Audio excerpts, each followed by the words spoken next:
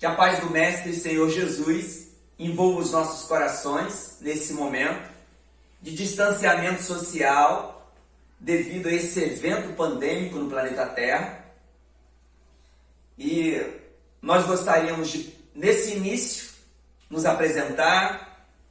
Nós somos Willimar Cunha, somos aqui de Volta Redonda mesmo, integrantes do Centro de Trabalho do Centro Espírita Irmã Sheila, e gostaríamos de parabenizar nesse início o 68º aniversário de fundação da Fraternal, essa casa irmã, onde nós temos assim companheiros e amigos do nosso coração que labutam junto conosco na seara espírita da região. Gostaríamos também, cada um na sua faixa de trabalho, dando a sua cota de carinho e amor, ao longo desses 68 anos. Imaginemos aqui quantos trabalhadores passaram nessa casa, desde lá da fundação, há 68 anos. E nesse momento é com carinho que a gente parabeniza não só os trabalhadores que ainda estão no corpo físico, mas aqueles que doaram a sua cota desde lá do início e estão agora numa outra pátria, na nossa pátria real, na pátria espiritual. Que eles também sejam agraciados nesse aniversário, com as lembranças daqueles que conviveram com esses trabalhadores, cada qual aí no seu setor, né, que fora planejado no plano dos espíritos para a nossa ascensão. A gente aproveita esse aniversário para dizer isso. Cada um de nós que traz uma tarefa no movimento espírita, essa tarefa é em prol da nossa ascensão espiritual. É um combinado, um acordo que nós fazemos com Jesus e com as entidades benfeitoras. Viemos dar nossa cota. E quem se beneficia mais disso tudo? Cada um de nós. Agradecer à casa pela confiança de franquear também a sua tribuna, mesmo que seja uma tribuna virtual, porque há algo de muita responsabilidade a cada diretor de casa espírita, espalhada aí por todo o estado do Rio de Janeiro e pelo Brasil, a responsabilidade de franquear a sua tribuna, para que nós divulguemos agora na nossa tarefa a doutrina do Cristo, hoje revivida pela doutrina espírita. Como tão bem colocou Allan Kardec nas suas obras, seguindo uma promessa de Jesus, que está lá inscrito no Evangelho de João: se me amais, guardeis os meus mandamentos, que eu rogarei o Pai, que vos envie outro Consolador, que ficará convosco eternamente, e vos trará outros ensinamentos, que no momento não posso dizê-lo. E a doutrina espírita vem nesse momento, então, cumprir essa promessa de Jesus, revivendo os teus ensinos. A nossa tarefa na noite é a segunda carta de Paulo aos Tessalonicenses. Nesse início, nós gostaríamos também de citar algumas fontes. Se nós estivéssemos numa exposição ao vivo, no final nós conversaríamos com os nossos irmãos, como de costume, né? Nós conversarmos, nos abraçarmos. E aí as pessoas perguntam, né? Elas perguntam de onde nós tiramos a informação, algum comentário que nós fizemos, e nesse início nós gostaríamos então, por ser uma exposição virtual, nós gostaríamos de citar algumas obras. O livro que nós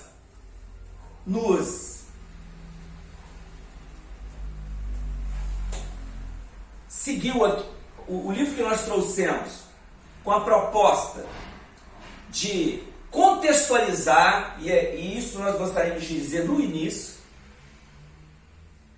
A proposta nossa, quando a gente recorre a um texto de 2000 anos atrás, é uma proposta de contextualizar esse ensino lá, contextualizar para o dinamismo do movimento espírita, porque nós estamos falando de trabalho prático. Contextualizar aquilo que Paulo disse com o nosso trabalho, para que nós aproveitemos aquilo que ele comenta na epístola para os nossos dias atuais. Então, todos os ensinamentos de lá, nós precisamos contextualizar na vida prática do movimento espírita. Porque não é um acontecimento só cultural e histórico, e não será uma exposição levando-se em conta só a questão histórica e cultural da Palestina. Não. Nós precisamos pegar esses ensinos lá e trazer para cá, contextualizar com os nossos dias. Muito bem. Nós recorremos ao livro Epístolas de Paulo à Luz do Espiritismo, do César Perry de Carvalho, mineiro lá de Juiz de Fora, ex-diretor da FEB, diretor-presidente da FEB interino durante um tempo, né? Conhecido do movimento espírita. E o César Perry, ele lança esse livro, Epístolas de Paulo à Luz da Doutrina Espírita, em 2016. Amor e Sabedoria do Emmanuel, organizado pelo Clóvis Tavares, de 1970, Lógico, Paulo Estevão, que é a nossa matéria básica para comentar isso, né? O nosso livro de cabeceira, lançado em 1941, na psicografia do Emmanuel, pelo Chico Xavier. 2 capítulos do Pão Nosso, que tem referência direta com a epístola de Paulo, a segunda epístola aos Tessalonicenses. Diretrizes para o êxito, da Joana de Ângeles, livro de 2004. Após a Tempestade, os Novos Obreiros do Senhor, da Joana também, de 1974. Todos eles guardam relação direta com a epístola de Paulo. O capítulo Bem-aventurados os Misericordiosos, capítulo 9 do Evangelho segundo o Espiritismo, mais especificamente o itens 19, 20 e 21, que são 3 respostas do Espírito São Luís a Allan Kardec, de Paulo a Lutero, que é são 2 fascículos de 1974, 1 e 2, de Paulo a Lutero é a abordagem do nosso irmão Hermínio de Miranda sobre o Paulo e o Lutero, as semelhanças do trabalho dos dois. Lógico que nós recorremos à pesquisa de 2 pesquisadores espíritas em vídeo, o Haroldo Dutra Dias e o Severino Celestino. Algumas coisas a gente colheu deles. E o último livro, bom, eu acredito que seja o último. Nós temos 4 na nossa estante, livros organizados pelo nosso irmão, ex-diretor da nossa Federativa do Estado, Álvaro Crispino, sobre ovelhas e lobos, alguns desafios do movimento espírita. Esse que está na minha mão, eu acredito que seja o 4º, organizado, né? São o que os espíritos dizem sobre o movimento espírita, né? Ele traz aqui o Mensageiro de André Luiz e muitas obras, pesquisa de muitas obras do Filomeno de Miranda. Dito isso,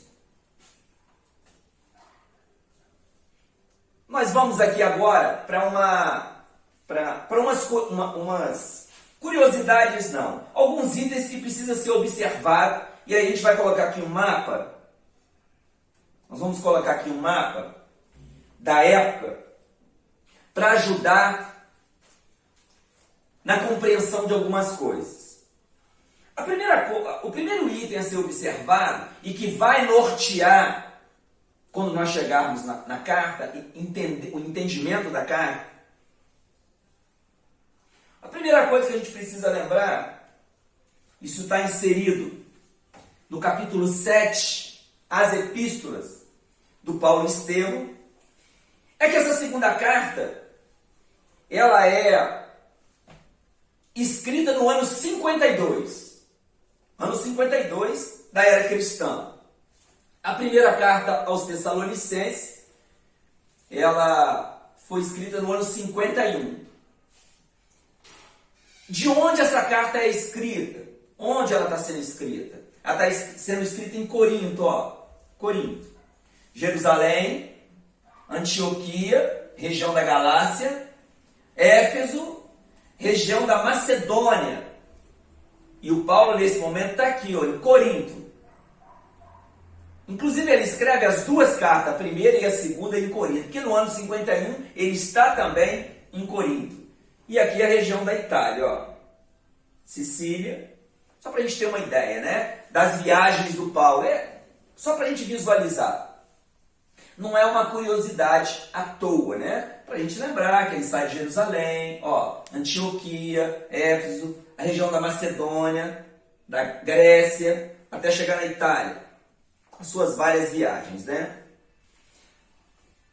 A primeira carta de Paulo, que nós não vamos comentar, ela foi dirigida aos gentios.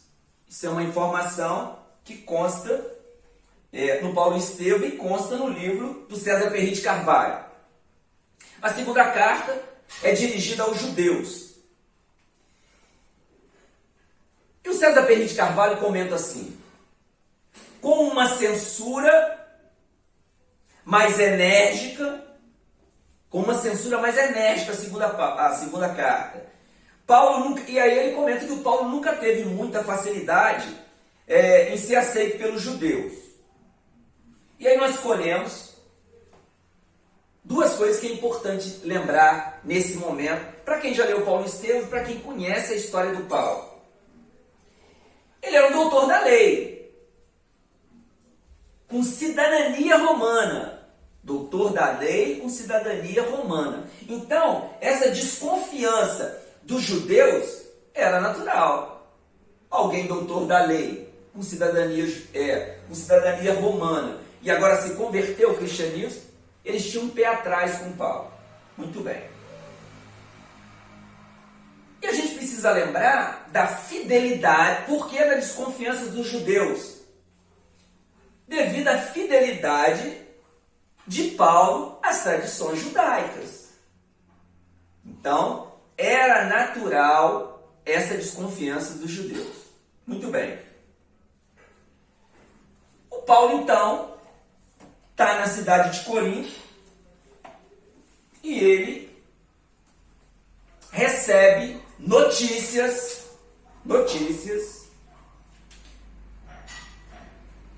lá da igreja de Tessalônia. Recebe notícias de lá. Muito bem. Ele diz assim, ó, muito bacana isso, né? A riqueza de detalhes que nós temos às mãos hoje, com as obras psicográficas, né? Com a riqueza que os Espíritos trazem para a gente de detalhes. Muito bem. Antes da gente ler aqui esse trecho, a gente precisa também, seria importante a gente, quando a gente fala que tem desafios lá na igreja de Tessalônica, a gente fica se perguntando assim, que tipo de desafios tinha lá na igreja de Tessalônica? Né? Que tipo de desafios?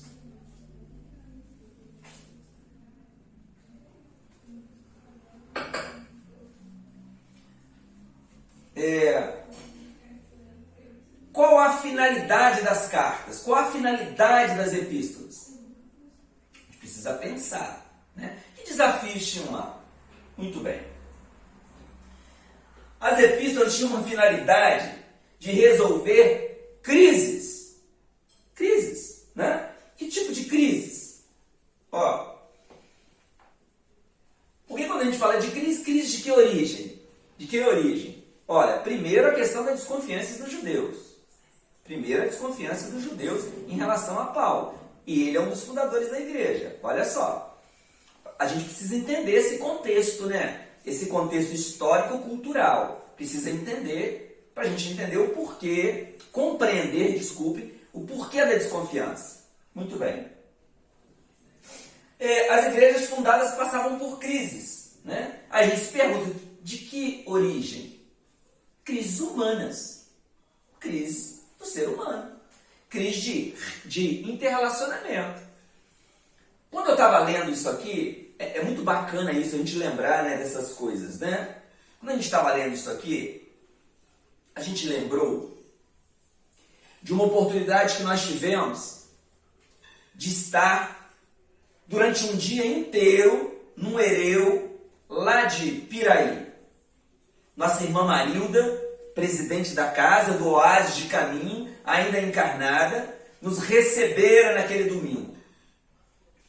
Naquele hereu, para quem não conhece, é um encontro regional de unificação espírita. Encontro esse que está patrocinado, né? Que sai da Federativa do Estado. A gente se reúne por regiões e nós estamos aqui no Reunif 3. Então estávamos dessa vez, há mais de uma década, lá em Piraí. O Raul, ele fez 4 exposições. Fazia a exposição e a gente tinha um intervalo. Fazia uma exposição ou nós nos dividimos para discutir a exposição. Para debater entre nós, de acordo com setores ali representados das várias casas espíritas de todo o Reúne 3. Alguns vão estar lembrando. E naquele domingo, o Raul fala para nós, dentro do contexto do tema de uma das exposições, que ele descobrira qual era o grande desafio das casas espíritas. Para que nós contextualizemos com as igrejas, hein? Qual é o grande desafio das casas espíritas? Segundo ele, na época, e isso está gravado, segundo ele, na época, o desafio da casa espírita é porque tem gente. O desafio da casa espírita, brinca ele, é que tem gente. Se não tivesse gente, nós não teríamos nenhum problema, não teríamos nenhum desafio. Olha só, o contexto da exposição dele, mostrando para nós que as crises nas igrejas eram crises humanas, crises de relacionamento, né? Crises no campo da compreensão. Muito bacana isso, né? A gente ter esse entendimento. E quando nós dizemos que a doutrina espírita é eminentemente educativa, a gente precisa, porque a proposta de Jesus é eminentemente educativa, nós precisamos pensar assim: educar o quê? Educar o quê? A proposta de educação da doutrina espírita é muito bem colocada por Allan Kardec. E a gente lembra que a educação, o conceito de educação espírita é mudança de hábitos. Então, quando a gente se pergunta, educar o quê? Mudar os nossos hábitos em todo o contexto das nossas vidas. E aí nós listamos aqui alguns contextos, né? Educar os nossos sentimentos. Crise de relacionamento na igreja de Tessalônica. Educar as nossas emoções. Como estão as nossas emoções? Educar nossa visão de mundo. Aí a gente tem que se perguntar, qual é a minha visão de mundo? Né? Educar a nossa visão de mundo. Educar a nossa vida de relações. Porque a crise lá na igreja de Tessalônica era humana. É o campo das relações. E aí, o que nós lembramos? A gente vai citar aqui uma obra, não vamos adentrar nela, nós só vamos citar. O que nós lembramos? Nós lembramos da Joana de Ângeles em 2004. ela lança o livro, psicografado pelo Divaldo, Diretrizes para o Êxito. Eu vou ler aqui o primeiro capítulo, um trecho, só para ficar fiel a Joana de Ângeles, fiel à fala dela. No primeiro capítulo, ela intitula A Pedagogia de Jesus. A Pedagogia de Jesus. E ela diz assim, é só um trechinho, porque nós gostaríamos de estar frisando sobre isso, sobre a questão do relacionamento. Renovam-se periodicamente no mundo os métodos pedagógicos, em razão da conquista do conhecimento nas suas diferentes áreas. Nos últimos anos, a valiosa contribuição da psicologia infantil abriu espaço para mais profundo e claro entendimento em torno das possibilidades de aprendizagem da criança, ensejando novas técnicas para a educação. Merecem especial destaque o relatório Jacques Delors, encomendado pela Unesco, e posteriormente a proposta do eminente educador francês Edgar Morin, através dos expressivos 4 pilares de uma educação para o século XXI. Olha que bacana isso aqui. Aí ela continua. Estruturada a sua técnica no autoconhecimento do aprendiz e nas lições que se lhe fazem ministradas, são propostos os programas de forma de pilares, a saber, 2 pontos ela coloca: aprender a conhecer, aprender a fazer, aprender a ser e aprender a conviver. E ela diz para nós, traz uma informação, para a gente fechar aqui o comentário da Joana de Ângeles. Vou lembrar, o capítulo é o primeiro, a Pedagogia de Jesus. Em uma análise cuidadosa, descobre-se, a Joana está dizendo para nós, se pesquisar direitinho, ou seja, se nós tivermos esse impulso da pesquisa, descobre-se que esses valores, quais valores? Os valores tragos pelo relatório Jacques Delors e pelo pesquisador francês Edgar Morin. Descobre que esses valores entram-se na pedagogia de Jesus. Porquanto a sua preocupação era a autoiluminação daqueles que o buscavam. Olha que fantástico isso, gente. É muito bacana a gente acessar isso, porque Joana de Ângeles, até para a gente entender esse relacionamento de uma maneira um pouco mais abrangente, esse relacionamento dessa outra dimensão, a dimensão espiritual, da qual nós nos originamos, tal qual está lá no Livro dos Espíritos, a nossa origem é o plano espiritual, com o relacionamento com os emissários do Cristo na Terra. Joana de Ângeles está numa outra dimensão e ela fala de 2 pesquisadores. Jacques Delors, o relatório Jacques Delors, quando ele organiza vários pesquisadores para lançar o relatório, e o Edgar Morin. Olha que bacana isso. A doutrina espírita muda a nossa visão de mundo nesse aspecto que nós falamos aqui. Era o exemplo que nós trouxemos para mostrar essa eminência da educação espírita. Aqui, visão de mundo. Vamos dar só esse exemplo. Nesses vários espaços de educação que a doutrina espírita nos propõe. Olha a visão de mundo, como é que muda. Então, Edgar Morin e o relatório Jacques Delors são trabalhos da Terra.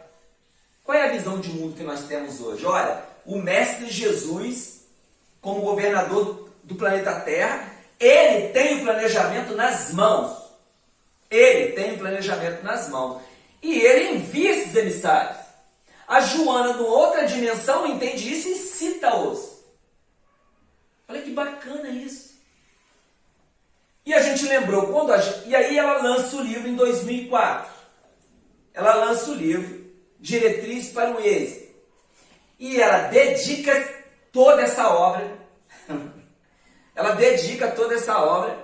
a um dos pilares da educação. Aprender a conviver.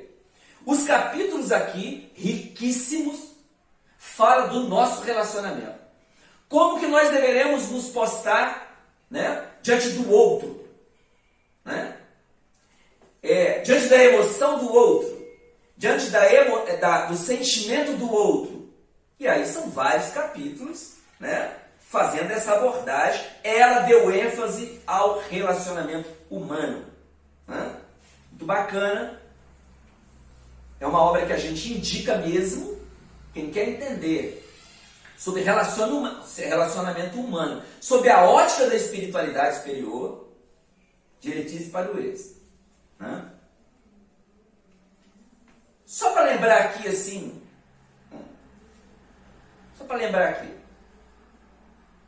por exemplo, ela traz para nós aqui, dos capítulos, que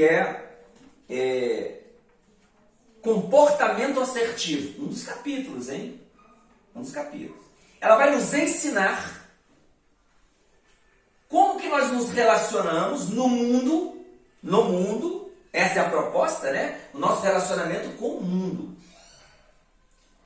O mundo familiar, o mundo do campo profissional, o mundo no movimento espírita e o mundo íntimo. Como que nós nos relacionamos no mundo? Um dos capítulos a Joana veio falar, esse capítulo, como que nós lidamos com a crítica? Como que nós lidamos com a crítica? No campo do sentimento, no campo das emoções. Como que nós lidamos com a crítica? Nós entendemos a crítica de maneira pejorativa? Não é isso que ela diz. Como que nós lidamos com a crítica de lá para cá? Do outro para conosco? Como é que nós trabalhamos isso no campo das emoções? Nós não gostamos de crítica? Ela vem falar para nós. Não só ela, né? Mas é uma das que vem corroborar com esse aspecto da vida, né? Com esse aspecto da vida. E é por isso que nós colocamos nesse trabalho as 3 respostas do Espírito São Luís, né? A Allan Kardec tem tudo a ver, faz uma conexão com esse capítulo, por isso que nós juntamos essas obras, faz uma conexão com esse capítulo, só para a gente ter uma ideia, né? Às vezes a gente fica curioso, a espiritualidade fala sobre isso, sobre a questão do nosso relacionamento diante da crítica que vem de lá para cá e dessa possibilidade da crítica de lá para cá, possibilidade que existe, né? No dia a dia. Né? Mas é só uma dica. Olha que bacana isso, né? Por que nós estamos falando isso? Por causa de aprender a conviver. Porque o desafio da igreja é no campo da convivência. São desafios, que desafios? Desafios de origem humana, desafios de convivência. Mas vamos lá. No capítulo 7 da epístola, a gente precisa lembrar, esses desafios eram tão grandes, a gente não poderia deixar de colocar isso aqui. Esse desafio era tão grandioso, que a gente vai lembrar que o Paulo, no capítulo 6, durante uma das viagens, se eu não me engano a 3ª viagem, o Paulo está junto, se separa, né? Está em Filipos, depois ele vai para Derbe, e ali ele se separa, porque ele é preso, ele se separa dos 3 companheiros, né? Silas, Timóteo e Lucas. Ele se encontra com Lucas, né? Quando chega em Derbe, e eles começam ali a combinar uma estratégia de divulgação do Evangelho. É quando o Lucas é convidado e ele se afasta, pede lá uma licença, porque ele é médico numa grande embarcação, segundo ele, e se junta. Mas numa dessas perseguições, na igreja, ele se separa. E Paulo, e aí eles tinham marcado de se encontrar no porto de Corinto, né? Onde o Timóteo precisava se encontrar com a mãe e a avó, Lóide e Eunice. E ele sai de Derbe, no sentido de Corinto, e aí ele resolve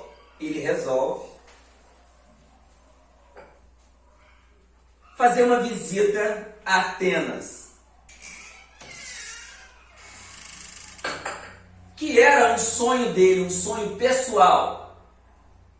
Quem tiver curiosidade para ver o que aconteceu, a sua decepção com Atenas, não foi bem acolhido em Atenas, o seu discurso não foi bem acolhido, e ele mesmo diz para nós que Jesus não é recebido em Atenas. E aí ele vai embora para Corinto. Esse é o capítulo 6. Esse é o capítulo 6, tem outras informações, nós estamos fazendo aqui uma síntese, para chegar no capítulo 7. Ele vem, então, de Atenas para Corinto, encontrar os companheiros. Ele deduziu, como Timóteo tinha que estar em Corinto, no porto de Corinto, para encontrar a mãe e a avó, Lóide e Eunice. Ele então segue para Corinto. Muito bem. Então ele chega em Corinto decepcionado, triste, acabrunhado, segundo ele mesmo relata. O Emmanuel traz para nós que tipo de emoção que ele tem, que ele está. Muito bem. E aí, eles estão em Corinto.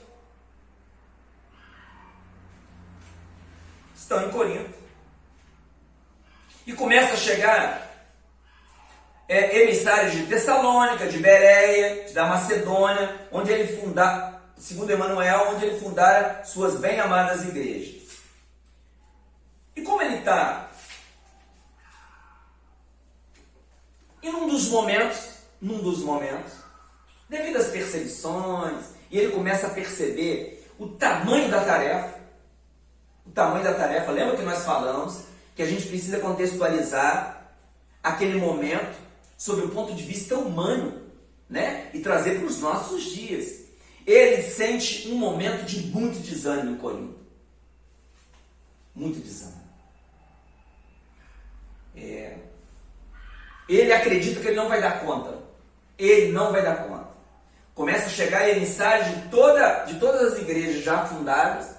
Naquele momento ali, ele sente um desânimo abatê-lo. E ele está sozinho na igreja de Corinto, então, ajoelha, segundo Emmanuel, e chora muito, né? Percebendo que ele não, nas suas orações, rogando a ajuda do Cristo, porque ele está meio que desistindo da tarefa. É o que o Emmanuel relata para nós. Ainda está genuflexo, ainda está ajoelhado. Ele começa a sentir uma emoção indizível e vê uma advertência serena e carinhosa. Não temas, prossegue ensinando a verdade e não te cales, porque eu estou contigo. O Emmanuel diz assim: aquele cuidado amoroso de Jesus, aquela exortação em resposta ao seu apelo, penetrava minha alma em ondas cariciosas. A alegria do momento dava para compensar todas as dores e padecimentos do caminho. Ele fora preso em Filipos, né? Açoitado em Filipos, né? Porque ele tem lá uma discussão. É um episódio muito bacana que está no capítulo 6 do Paulo Estevão, né? Quando ele admoesta, né, um espírito que utilizava lá uma pitonisa, que era um instrumento de comércio de um grupo, e ela começa a elogiar ele em praça pública e durante uma semana, até o último dia da semana, ele diz para o Espírito para deixar nossa irmã. E numa conversa dele com Silas, ele deixa muito claro que o trabalho estava no início, não era motivo de elogios. Para nós é bacana esse capítulo 6 também. Muito bem. Então aquele momento para ele refaz, né, a sua prisão em Filipos, a perseguição em Derbe, né? Ele sai de Derbe perseguido, e aí toma o caminho de Atenas, tem a decepção, então ele está aqui num momento de muita tristeza. E aí, aqui, o Emmanuel revela para nós o segundo aparecimento de Jesus para Paulo. O primeiro na estrada de Damasco, e agora, nesse momento de crise íntima, ele aparece para ele novamente. E ele fala assim, ó: não te atormente as necessidades do serviço. Jesus para Paulo: é natural que não possas assistir pessoalmente a todos ao mesmo tempo, mas é possível a todos satisfazeres simultaneamente pelos poderes do Espírito.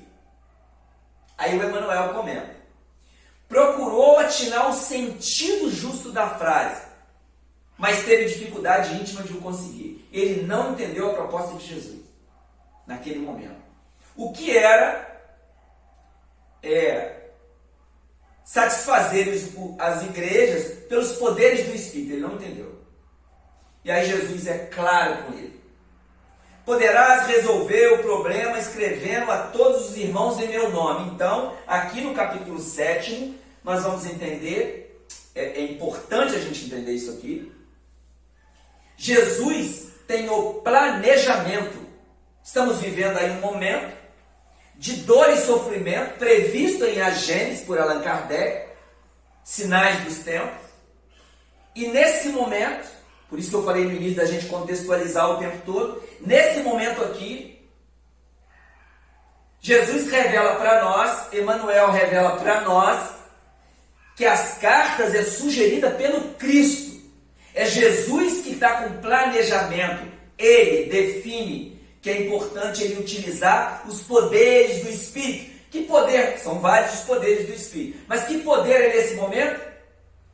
Que poder do Espírito? A inteligência. Ele vai escrever. Com toda a sua intelectualidade que nós conhecemos. Ele vai escrever. Olha que bacana. A gente entender aqui que a definição do envio das epístolas é Jesus que define. Só para a gente deixar ratificado que Jesus é que tem o planejamento. Ele é o governador do planeta Terra. Ele continua: os de boa vontade saberão compreender por que o valor da tarefa não está na presença pessoal do missionário, mas no conteúdo espiritual do seu verbo, da sua exemplificação e da sua vida. Doravante, é uma outra informação: Estevão permanecerá mais aconchegado a ti, transmitindo-lhe os meus pensamentos, e o trabalho de evangelização poderá ampliar-se em benefício dos sofrimentos e das necessidades do mundo. É uma outra informação desse capítulo 7. A partir daquele momento, Estevão estaria com Paulo, transmitindo os pensamentos de Jesus. A gente tira aqui algumas conclusões diante do capítulo 7.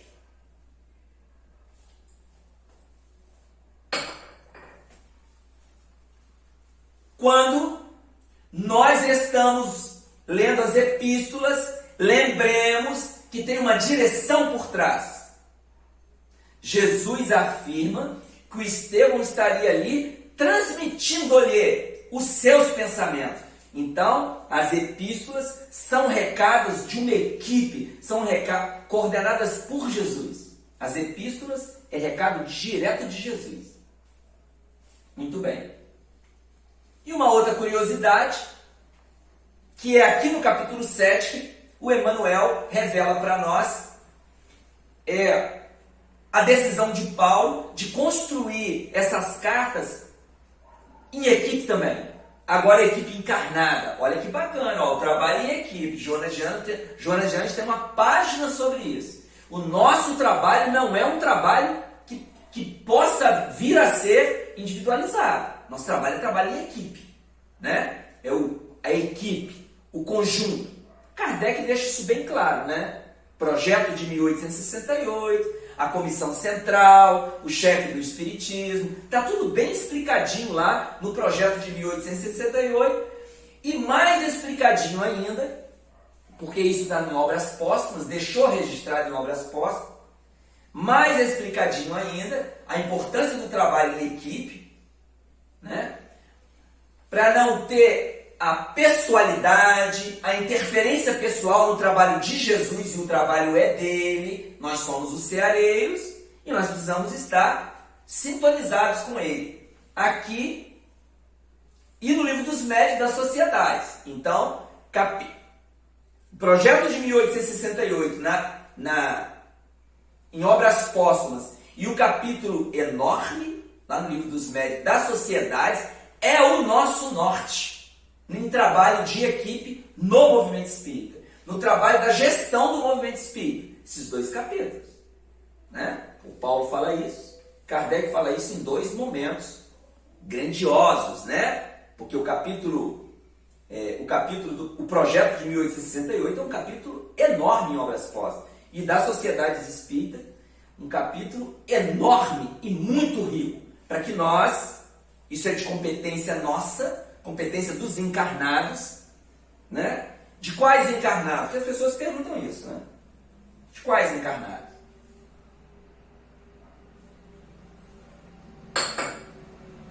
Da diretoria das federativas? Isso é de competência da diretoria da Federação Espírita Brasileira? Essa é de competência das diretorias da Casa Espírita? Meus queridos, o que está nas obras é para estudo e de competência para todos nós que somos trabalhadores do movimento espírita. O projeto de 1868 é para o nosso esclarecimento. Da Sociedade Espírita é para o nosso esclarecimento. Como que nós deveríamos trabalhar em equipe. Então é para nós, não é para as diretorias só, né? É para as diretorias também, mas compete a todo trabalhador espírita. Muito bem. Dito isso, é lógico que nós, nesse tempo que nós temos, nós tiramos da epístola o que dava para contextualizar para os dias atuais dentro desse tempo. Uma das primeiras coisas que nós tiramos foi, olha a fala do Paulo. Para o que pelo nosso evangelho vos chamou para alcançardes a glória de nosso Senhor Jesus Cristo. Então, irmãos, estáis firmes e retende as tradições que vos foram ensinadas, seja por palavra, seja por epístola nossa. Olha que bacana isso aqui. Isso aqui é muito bacana. Vamos lá. Vamos com calma, né? Então, irmãos, estáis firmes e retende as tradições que vos foram ensinadas, seja por palavra, vamos parar aqui. Que palavra? As palavras do Cristo, que eram transmitidas na oralidade, né? Era um ensinamento oral.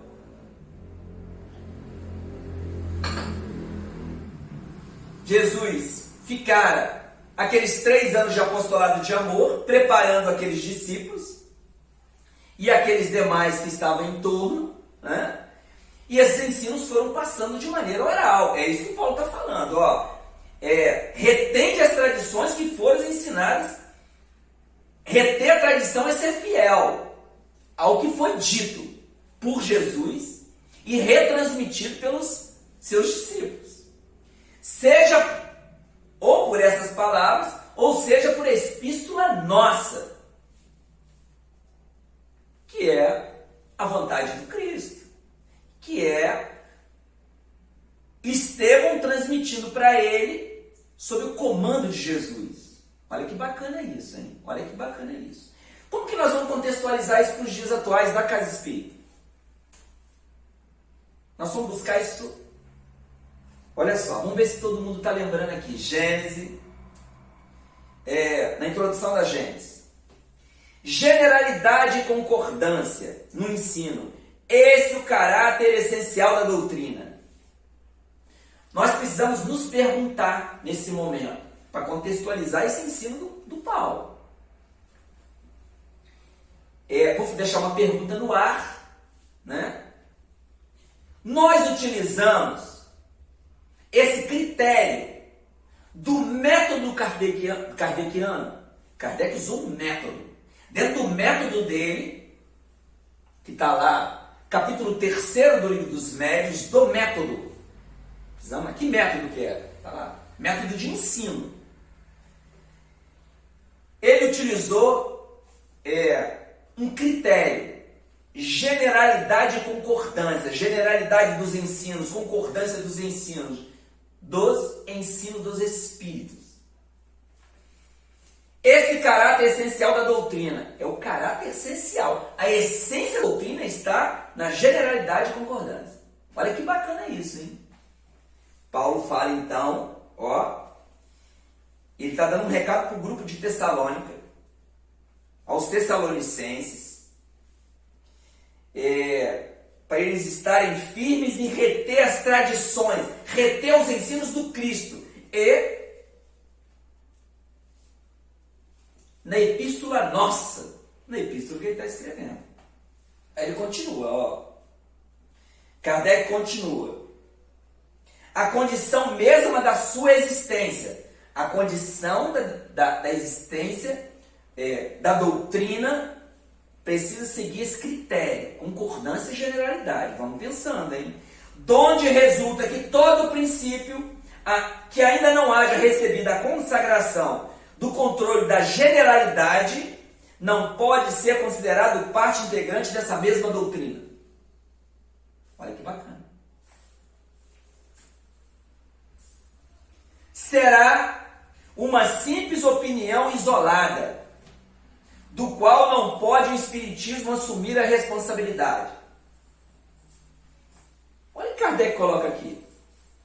O Espiritismo não assume, quando nós estamos no movimento espírita, quando nós estamos fazendo as nossas exposições doutrinárias, quando a gente tem a oportunidade, que aí fica um pouco mais rico, né? A oportunidade de estar expondo em seminário, para depois nós debatermos aqueles assuntos que nós trouxemos. Quando a gente está lá coordenando os estudos do EAD, estudo aprofundado da doutrina espírita, ou do EJE, estudo sistematizado da doutrina espírita, nós sempre falamos isso, né? Nós precisamos fazer uma distinção, o Paulo está falando isso lá, uma distinção, e Kardec repete para a gente, na Gênese, uma distinção do que é movimento espírita e do que é espiritismo. Movimento espírita é uma coisa, são todas essas práticas nossas do movimento espírita. Isso é uma coisa. Doutrina espírita é o que está escrito nos livros. E nós fazemos confusão ainda, né? Trazemos coisas do movimento espírita e apresentamos como espírita. Não é assim. Que ensinos são esses? Que referência é esses ensinos? Que ensinos, né? As 23 obras deixadas por Allan Kardec, que vai desde o Livro dos Espíritos, lançado em 1857, né? As demais obras conhecidas nossas como sendo básicas, mas nós esquecemos da Revista Espírita, esquecemos do que é o Espiritismo, né? Então são 23 obras. Esse é o norte do nosso relacionamento, esse é o norte da nossa gestão, esse é o norte de como nós nos organizamos no movimento espírita. De que maneira que nós nos organizamos? Qual é o contexto disso com a igreja de Tessalônica, com os desafios que ela estava vivendo lá? Qual é? Kardec apresenta isso como unidade dos ensinos. Toda a nossa prática, todo o nosso relacionamento precisa de unidade. O que faltava?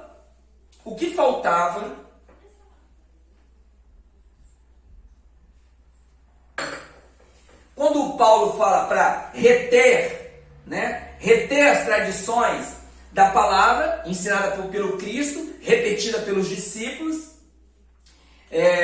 A gente precisa entender que nós estamos ali no ano 52, né? A referência que o Emmanuel fala do Evangelho de Mateus, que é entregue pelo Gamaliel, no ano 36, né?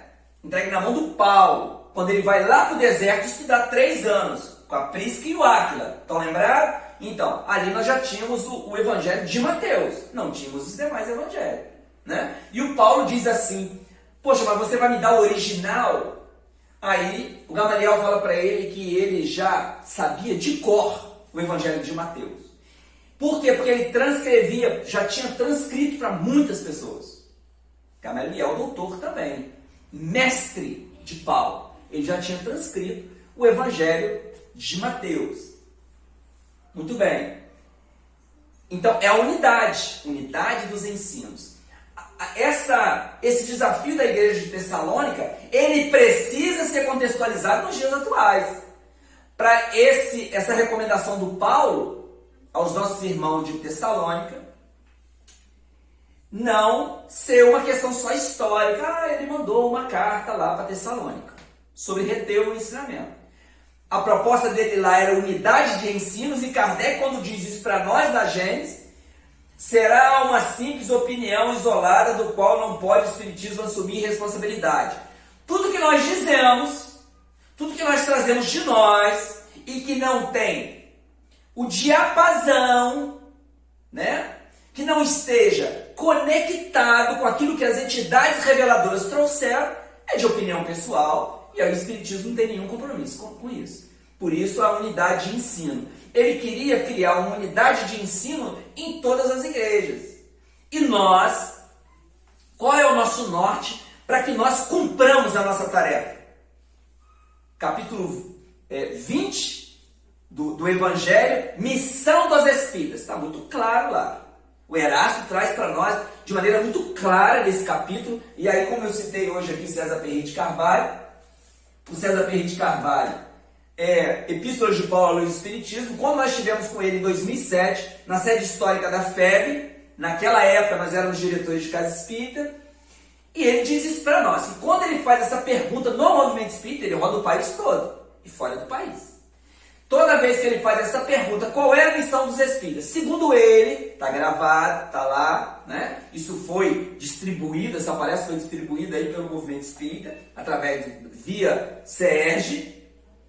Toda vez que ele pergunta, ele falou que houve de tudo, menos o item 4 do capítulo 20, os trabalhadores da última hora. Está lá, um texto para nós, trabalhadores espíritas, debruçar, para saber qual é a nossa missão, né? A missão dos espíritas está ali muito claro, e a missão dos espíritas precisa disso aqui, unidade.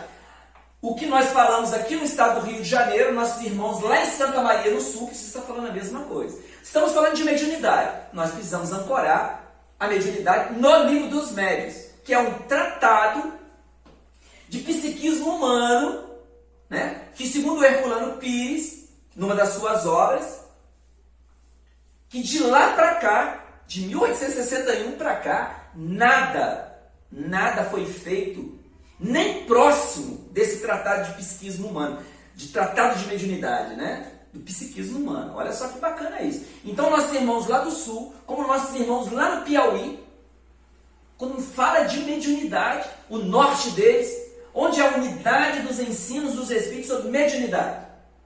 O Livro dos Médiuns. Um livro, infelizmente, inexplorado. Para fechar isso aqui, para a gente ir para uma outra parte da epístola, eu gostaria de deixar qual é a visão que nós temos de unidade de ensinos. Qual é a visão que nós temos? Né? A gente tem uma visão. A nossa visão, o nosso norte vai ser sempre Allan Kardec. Sempre. E aí, nós não precisamos ir muito longe. Pega a primeira obra, né? Para a gente trazer a visão de Kardec. O Livro dos Espíritos, vamos para a introdução. E aí, Allan Kardec, qual é a visão que Allan Kardec tinha sobre ensino? Qual é a visão que Allan Kardec tinha de unidade dos ensinos? Sob o ponto de vista do conhecimento, do estudo. Introdução do Livro dos Espíritos, item 8. Acrescentemos que o estudo de uma doutrina, qual a doutrina espírita, que nos lança de súbito numa ordem de coisas tão nova, quão grande, só pode ser feito com utilidade por homens sérios, perseverantes, livres de prevenções e animados de firme e sincera vontade de chegar a um resultado. Não sabemos como dar esse qualificativo aos que julgam a priori, levianamente, sem tudo ter visto. Que não imprime a seus estudos a continuidade e a regularidade e o recolhimento indispensáveis. É muito claro. Regularidade e continuidade dos estudos. E lá no item, ele fala mais na introdução, mas eu vou lá no item 13, devido ao nosso tempo, vou lá no item 13, ele diz assim, ó, só para a gente deixar isso muito claro aqui, qual é a visão de Kardec. Ah, tem a visão do fulano. Não, visão de Kardec. Qual é a visão de Kardec? E ela é uma visão desconfortável? É uma visão desconfortável. Porque nós vamos encontrar companheiros nossos no movimento espírita que não acreditam que a gente precisa estudar. Tanto quanto a recomendação de Allan Kardec.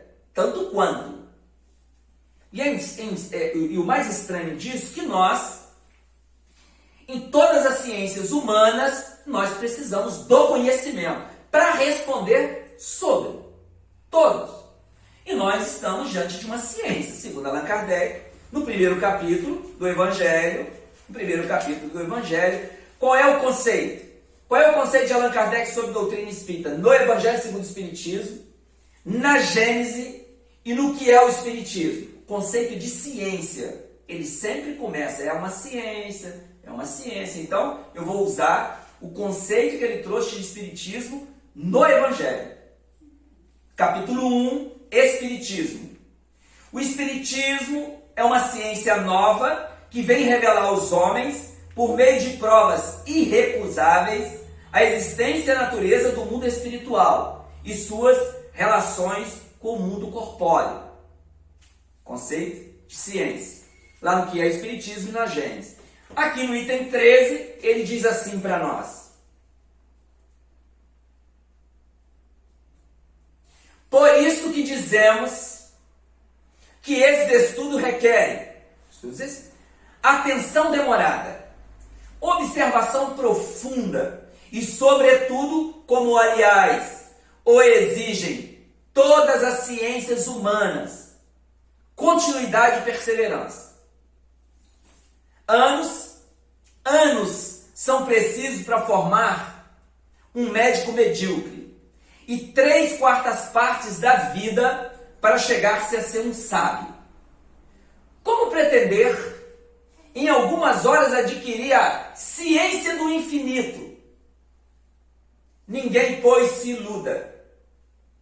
O estudo do Espiritismo é imenso. Interessa a todas as questões da metafísica e da ordem social. É um mundo que se abre diante de nós.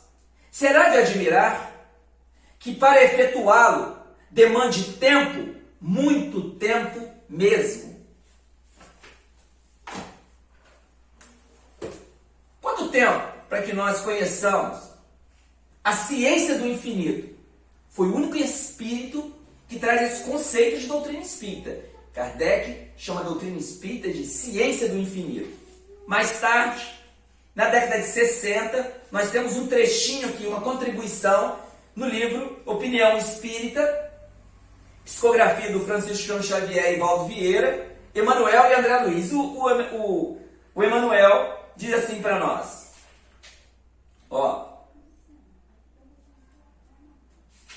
Diz assim para nós. O Espiritismo, pela voz de Allan Kardec, igualmente afirmou: não vem destruir a lei, mas dar-lhe execução. Isto, porém, não impediu o codificador desentranhar-se o ensinamento de Jesus e dos evangelistas, das fórmulas e dos séculos. Lhe submeter o exame clareando as recomendações e definindo as normas, com que traçou a orientação espírita, desenvolvendo lições constituindo diretrizes. O Cristo não incomodou a quantos quisessem manter a própria vinculação ao judaísmo. É uma informação de Emmanuel.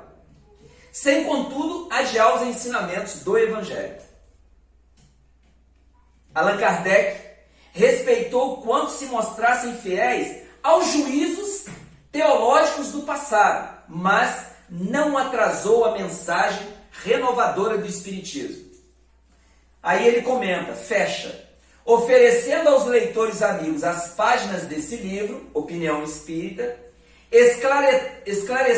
esclarecemos, portanto, que de nós, os espíritas encarnados e desencarnados, acatamos, aqui está no sentido de observamos, respeitamos, cultos e preconceitos, conceituações e interpretações dos outros, venham de onde vierem, como não pode deixar de ser, mas nisso ou naquilo possuímos opinião própria que não podemos esquecer nem desprezar. Ele disse isso para nós em julho de 1963.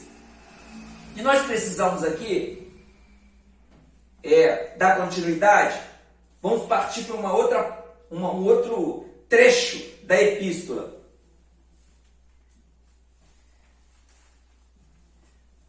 Outra coisa que o Paulo observava, porque no capítulo 7 nós vemos o Timóteo trazendo informações de Tessalônica, né?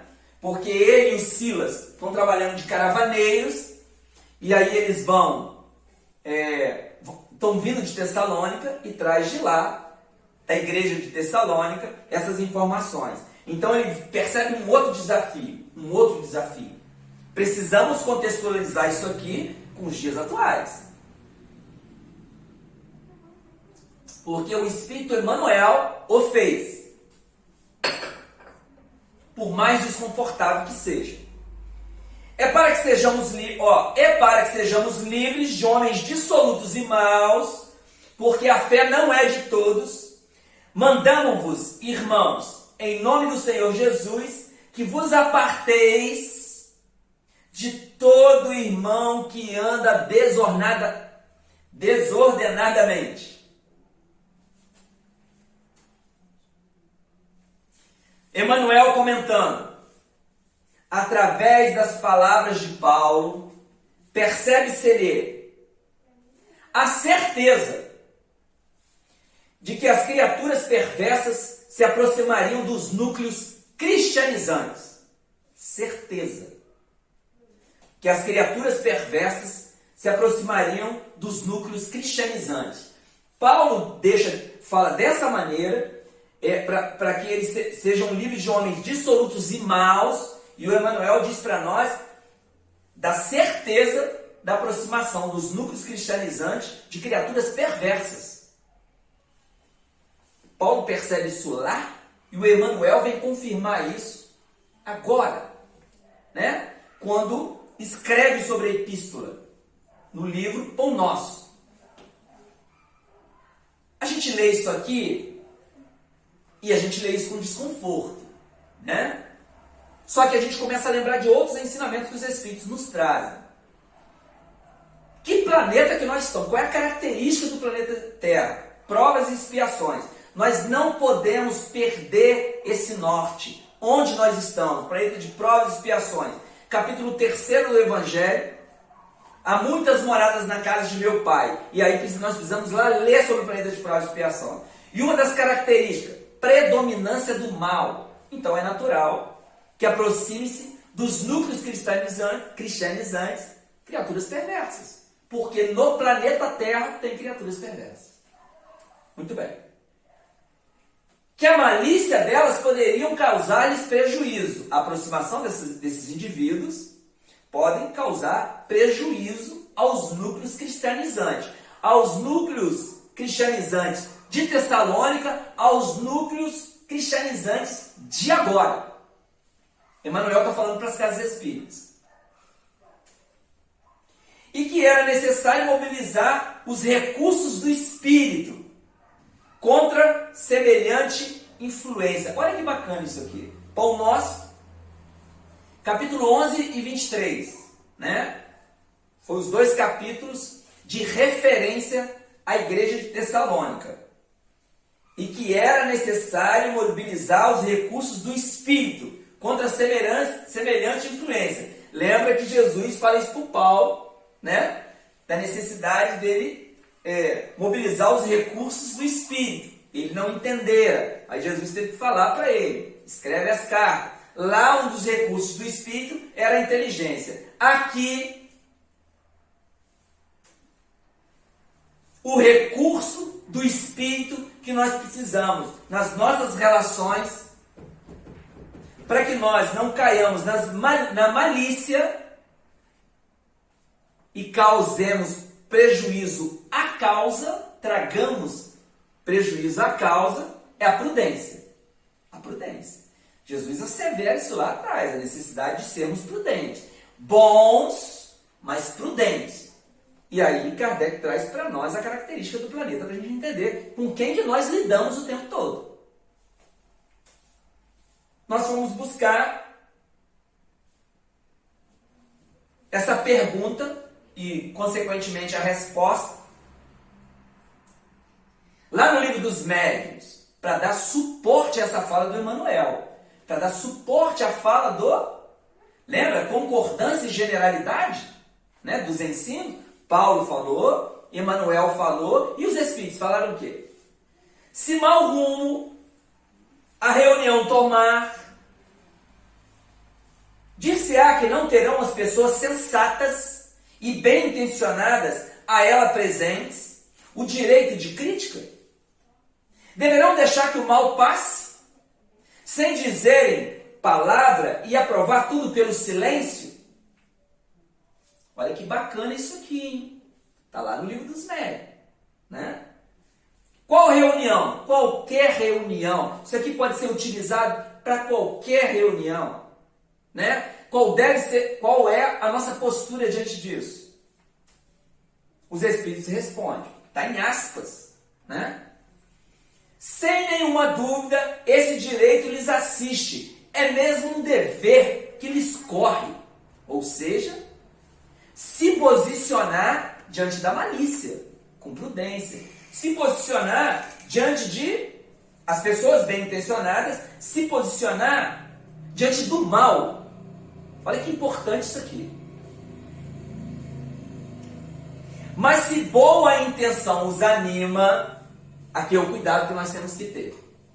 Eles emitirão as suas opiniões, guardando todas as conveniências das relações. Por isso nós precisamos educar nossas emoções, os nossos sentimentos, para que nós não sejamos inconvenientes. Olha que bacana isso. Nós vamos nos posicionar? Sim, né? Guardando todas as conveniências e com cordialidade. Cordialidade. Francamente, coloquei coraçãozinho ali por isso, tá? Conveniência, cordialidade, francamente, olha a seriedade dos Espíritos. Não com subterfúgios, porque quando eles falam conveniência e cordialidade, fica parecendo que nós temos que esconder o equívoco, esconder o erro. Não.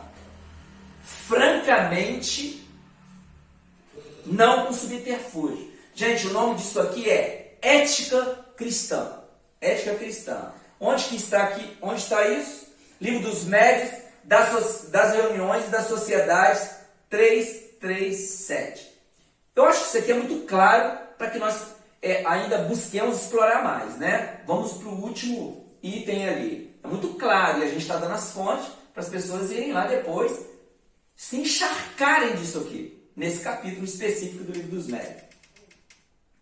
Olha, o último item, que está lá na Epístola aos Tessalonicenses 3,13. E vós, irmãos, não vos cansei de fazer o bem. Isso aqui é lindo isso aqui. Muito lindo. Não vos canseis de fazer o bem. Tem alguém aí cansado de fazer o bem? O Paulo está nos falando aqui, ó. É uma assertiva, né? não, e vós, irmãos, não vos cansei de fazer o bem. Olha que bacana isso aqui. E aí, o Emmanuel vem falar sobre isso para nós, na psicografia do Chico. O aprendiz sincero não ignora que Jesus exerce o seu ministério de amor, sem exaurir-se, desde o princípio da organização planetária. Relativamente a nós, aos nossos casos pessoais, muita vez terá o Mestre sentido o espinho de nossa ingratidão. Olha que bacana isso, né? Quantas vezes nós fomos ingratos em relação a Jesus? Quantas vezes? Né? Quando nós comentamos o sábado de aleluia, né? Que é uma questão cultural, não só no Brasil, a gente fala das traições do Judas, né? Com toda a ênfase que é essa festa popular, que nós não compartilhamos, por entendermos o papel do Judas, o papel do Judas no discipulado, e todo o acontecimento, está muito bem registrado aí nos livros espíritas. Quantas vezes nós traímos Jesus nos nossos relacionamentos? Quantas vezes nós assumimos compromisso com Ele e não cumprimos? Com Ele e com a nossa ascensão, né? Porque quando a gente assume um compromisso com Jesus, você assume com o seu progresso, com a sua ascensão espiritual, e não cumprimos. Eu vou deixar aqui uma leitura para os nossos irmãos que tiver alguma dúvida sobre isso, né? Alguma dúvida sobre isso. A Joana de Ângeles escreve isso na década de 60 para nós, e hoje, numa das obras do Álvaro Crispino, aos Espíritas, ele coloca lá de novo, né? Os novos obreiros do Senhor. No livro de origem, são 6 páginas, traçando para nós o nosso histórico no cristianismo, até chegar aqui a ser espírita. O nosso histórico, né? Ela mostra para nós lá nessa página os novos obreiros do Senhor. Quem somos nós? Quem somos nós, os espíritas? Para nós contextualizarmos isso aqui para os nossos dias. Por que que o Emmanuel fala que, relativamente aos nossos casos pessoais, está falando para nós, o Emmanuel está falando para nós, os espíritos, muita vez terá o mestre sentido o espinho da nossa ingratidão. Aí a Joana faz um histórico nome. Quem somos nós, os espíritos? E ela mostra as nossas falências no decorrer desses 2000 anos, em nome do Cristo. E aí ela diz para nós que quando Jesus estava organizando a vida do Consolador, nós rogamos uma tarefa no movimento espírita. Ela que diz, né? Para tentar apagar todos os nossos devaneios ao longo desses 2000 anos, identificando-nos o recuo aos trabalhos da nossa própria iluminação. Olha, identificando-nos o recuo aos trabalhos da nossa própria iluminação. Que recuo? A Clélia do Plantier, em Obras Póstumas, capítulo Expiações Coletivas, quando a gente fala identificando o recuo dos trabalhos, que trabalhos? Aí a Clélia do Plantier, um espírito feminino, e Kardec coloca uma notinha que ele fica admirado com a mensagem. Ela vem falar para nós dos nossos compromissos assumidos, né, no campo. Aí ela fala 3 campos lá, que às vezes nós esquecemos, mas está lá, é um texto rico para a gente debruçar e estudar. Ela fala quando nós retornamos, né, a nossa consciência nos cobra, né,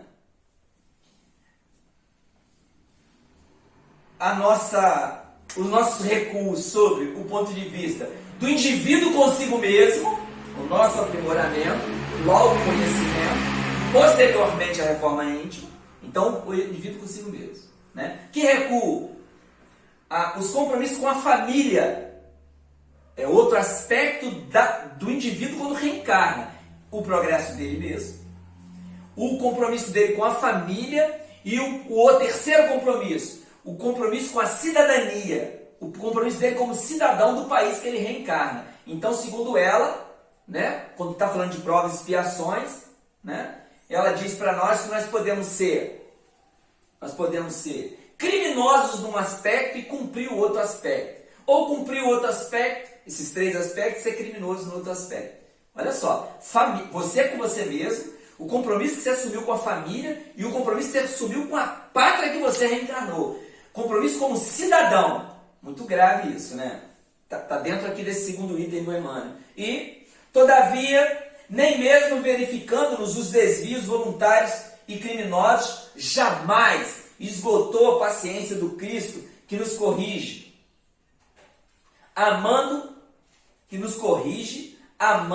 e tolera, edificando, abrindo-nos misericordiosos braços para atividade renovadora. Olha que lindo isso, né? Para nós pensarmos aqui, junto com Emmanuel, junto com Paulo, aí a autoavaliação, né? Cada um pensando.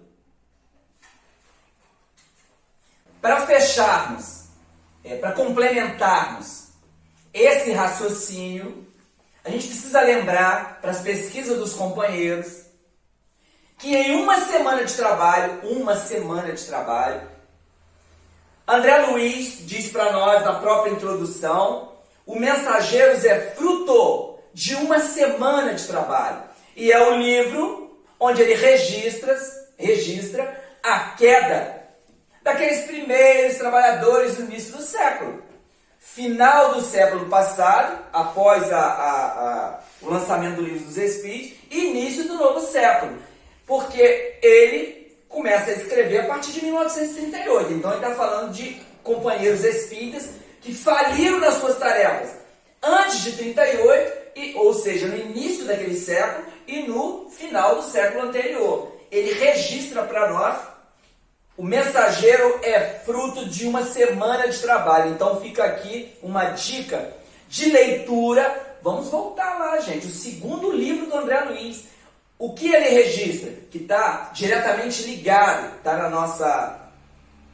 nossa pesquisa, está diretamente ligado a esse aspecto. Por que os nossos irmãos cansaram de fazer o bem e não deram cumprimento às suas tarefas? É muito bacana isso, porque tem outra, é só uma dica de leitura, né? E aí o Emmanuel, nessa mesma página, que é o capítulo 11 de Pão Nosso, o bem é incansável, ele diz assim, ó: é muito comum encontrarmos pessoas que se declaram cansadas de praticar o bem. Emmanuel afirma que é muito comum. Nós espíritas precisamos nos inserir aqui. Eu não posso ler essa página e não inserir esse conceito do Emmanuel na minha vida, porque senão eu vou ficar lembrando do outro companheiro. Essa não é a proposta do Cristo, não é a proposta da doutrina espírita. A proposta do Cristo é para nós.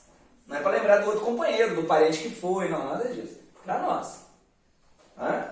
É muito comum encontrarmos pessoas que se declaram cansadas de praticar o bem. E cada um de nós precisamos responder: eu estou cansado de praticar o bem? Em todos os âmbitos. Estejamos, contudo, convictos de que semelhantes alegações não procedem de fonte pura. Olha o que o Emmanuel está falando aqui. Essas alegações nossas e de companheiros nossos ao longo da história do Espiritismo e ao longo da história do cristianismo, que tivemos várias falências nesses 1700 anos de cristianismo, segundo Emmanuel. Os três primeiros séculos, né, foi de mensagem pura e cristalina. Então nós contamos 1700. Estejamos, contudo, convictos que semelhantes alegações não procedem de fonte pura. Que fonte pura que ele está falando aqui? Que fonte pura? Lembra que nós falamos que a doutrina espírita é eminentemente educativa? É o processo de educação do indivíduo? E aí nós listamos lá no início A questão do sentimento, das emoções, quando ele fala de sentimento, procede de fonte pura, primeiro, aqui tem dois aspectos. Primeiro, o aspecto íntimo. Essa fonte sua íntima não é pura. Precisa trabalhar aí esse sentimento, precisa aí trabalhar essa emoção. Porque nós temos uma brincadeira no movimento espírita, né? Faz parte da alegria do cristão, Emmanuel afirma isso para nós, espírita triste, triste espírita. Então nós brincamos, é saudável, né? As nossas brincadeiras, e a gente brinca assim, fulano de tal não está puro não, nós não falamos isso? A gente brinca, né? Fulano de tal, devido ao comportamento de alguém, ou alguma coisa que a pessoa faz, a gente brinca assim, fulano de tal não está puro não. Olha o que o Emmanuel está falando. Semelhantes alegações, que estamos cansados de praticar o bem, eu vou dar um tempo, não procedem de fonte pura, fonte interna e fonte externa. Porque quando nós alegamos que fulano de tal não está puro, a gente faz dá uma conotação de que o indivíduo está influenciado por alguma entidade. Isso é correto? É correto, né? Mas aí ele está falando aqui das duas fontes. Isso não procedem, essas alegações não procedem de fonte pura. Aí a gente precisa lembrar, fonte interna, pode ser que isso não seja uma influência. Pode ser que a fonte que não é pura é o teu coração, o teu sentimento, as tuas emoções que precisam ser educadas. E aí, para fechar a nossa participação, nesses 68 anos dessa casa irmã, da Fraternal, nós gostaríamos de deixar 3 exemplos de trabalhadores incansáveis no bem. Porque vários companheiros, ao longo da nossa experiência, desses 30 anos de trabalho no movimento espírita, nasci numa casa espírita. Fui evangelizado a partir dos 8 anos, e gosto de dizer que eu estou me evangelizando, apesar de ter passado pela evangelização, mas eu gosto desse tempo, eu gosto de medir o tempo a partir de 1991, quando eu comecei a me dedicar aos estudos da doutrina espírita. Então tem exatos 30 anos que eu estudo a doutrina espírita. E nesses 30 anos nós transitamos por aí, em toda a região sul-fluminense, mas no Rio de Janeiro também, né, com os nossos amigos do Rio. E aí nós encontramos, nesse caminho, nessa experiência de 30 anos, companheiros que se cansaram de fazer o bem. E companheiros que perguntam assim para nós, quando é que termina a tarefa? Né? Brincam alguns. Outros, não tem férias, espírita não tem férias. E eu não acho isso, e eu gosto sempre de pontuar de maneira muito grave isso. Aí eu dou 3 exemplos. 3 exemplos. Nós lembramos que o nosso único modelo e guia é Jesus. O único modelo e guia. Kardec pergunta 625, os Espíritos respondem. Isso é básico, nós não temos nenhuma dúvida em relação a isso. Mas nós temos alguns exemplos. Nós lembramos que o nosso irmão Eurípides Barçanufo, que pede a Jesus,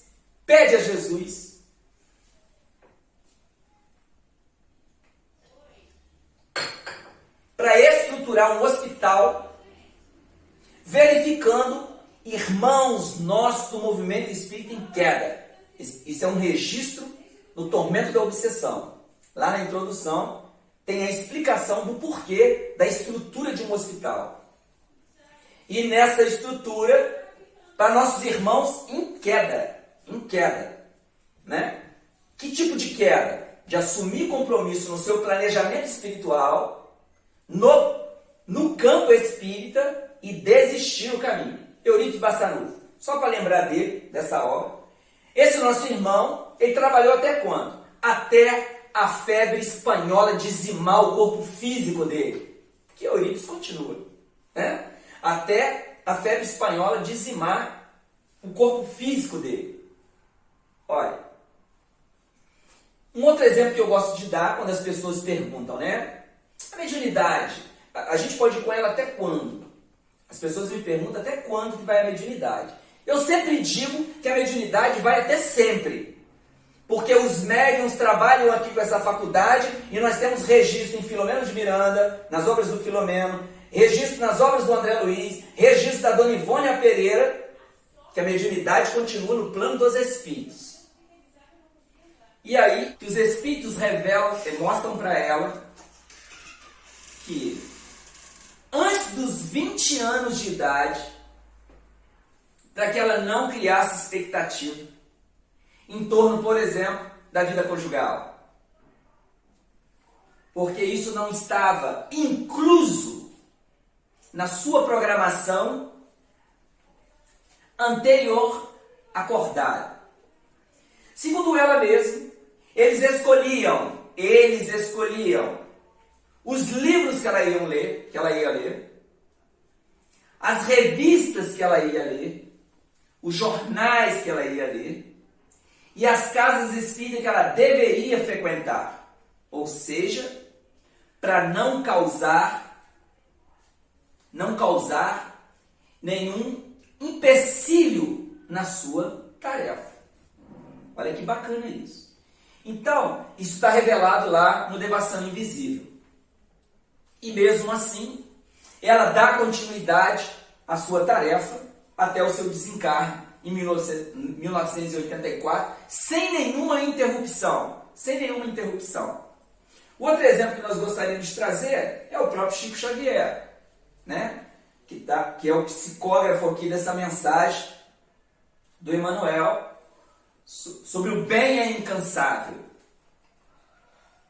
Tanto a Ivone, quando a gente fala em empecilho, qualquer coisa que nos distraia das tarefas principais. A Ivone, ela fala para nós que ela gostaria, em um dado momento, como ela vem de uma família de músicos e como ela tem um passado registrado na música, também nos revela a própria.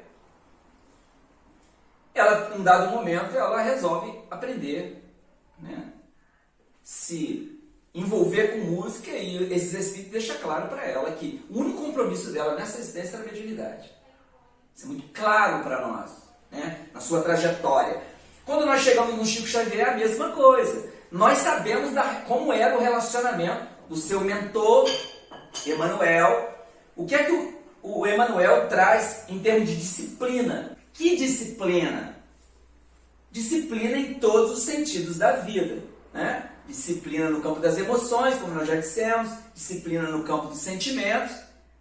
Então, quando o Emmanuel traz para nós sobre a questão da gente, o Paulo fala, né? E vós, irmãos, não vos cansei de fazer o bem.